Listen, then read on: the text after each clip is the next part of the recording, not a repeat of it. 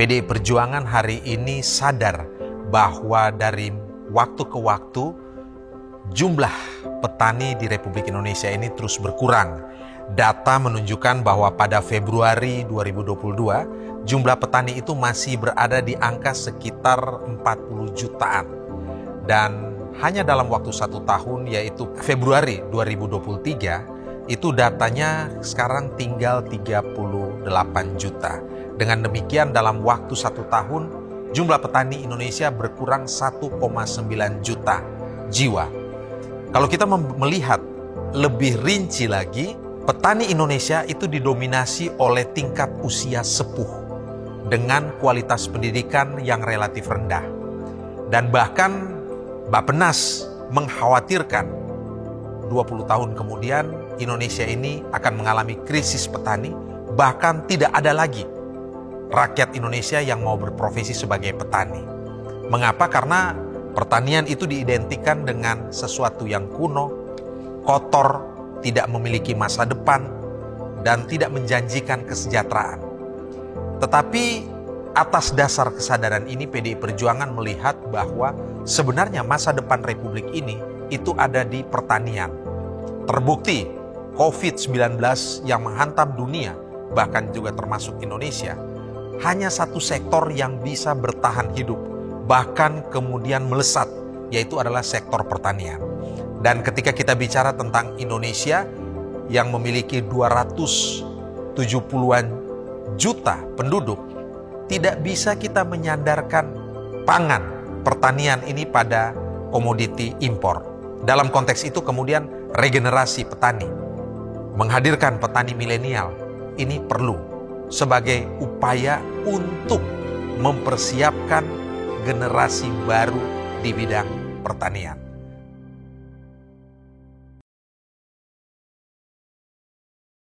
Ya, itu sangat bagus, apalagi mungkin kita ini harus waspada pangan di 2045 untuk masa kedepannya itu. Jadi program ini adalah salah satu program strategis mungkin yang dibutuhkan kalau Kementerian Pertanian itu mungkin memiliki petani milenial. Nah, PDI Perjuangan juga ini sangat menginikan juga gitu untuk para generasi-generasi petani milenial yang di masa yang akan datang gitu. Sangat bagus sekali program ini. Saya juga selaku petani milenial ini sangat bangga sekali juga bisa diundang di DPP PDI Perjuangan.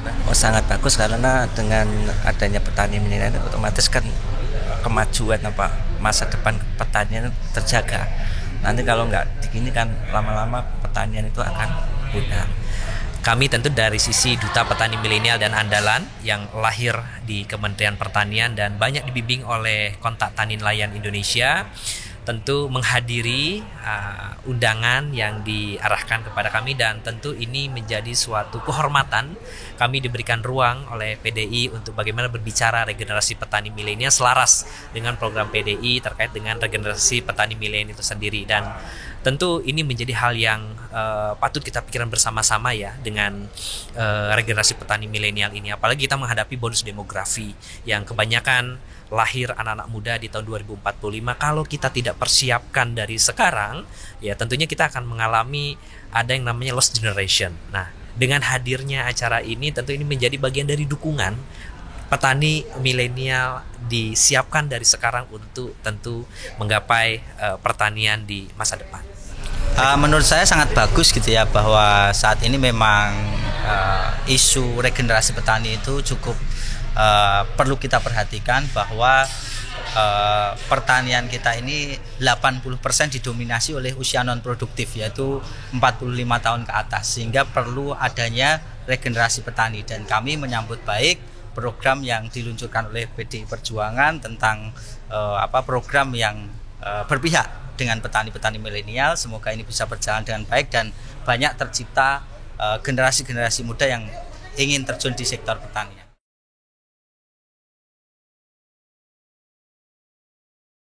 Pertanian itu tidak akan ada pernah matinya selama manusia mengalami kepunahan. Tentu selama manusia masih hidup, pertanian itu dibutuhkan. Pangan, sandang, papan, yang paling utama pokok adalah pangan.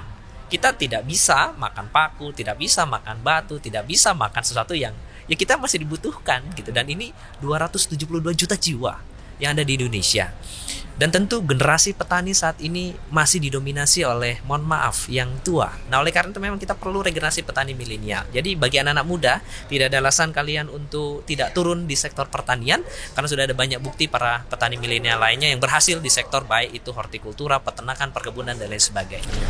Menurut saya bisnis yang tidak akan pernah ada matinya itu hanya dua, energi dan pangan. Kalau energi kita kehilangan BBM, kehilangan sinyal, itu saya kira masih bisa gitu ya. Tetapi kalau kita kehilangan pangan, itu tentu kita nggak akan pernah bisa. Sehingga ketika pangan ini menjadi suatu kegiatan usaha yang tidak akan pernah ada matinya, maka pertanian ini pasti menguntungkan. Dan saya yakin 5 tahun, 10 tahun ke depan sektor pertanian ini akan menjadi profesi yang sangat diidolakan oleh anak-anak. Pertanian itu emang awal mulanya dilihat secara kasat mata itu kan, wah ini cuma hasilnya sedikit, tetapi setelah didalami, setelah ditekuni itu akan hasilnya lebih jauh hasilnya. Kayak sekarang kebalik pertanian banyak kerja lulusan perikanan banyak kerja yang di perbankan, sedangkan perbankan banyak yang arah ke pertanian. Ya, mungkin yang menjadikan para petani milenial itu enggan untuk bertani itu pertama itu mungkin ada beberapa, mungkin kalau di kita ini permasalahan itu adalah pemasaran. Tapi setelah terbukanya ini pemasaran, insya Allah petani-petani ini dibantu dengan teknologi atau internet of things, ini petani ini akan banyak digemari gitu untuk pertanian, apalagi pertanian ini kalau menurut saya ini adalah suatu bisnis yang sangat strategis juga gitu untuk menghidupi kita di hari esok gitu.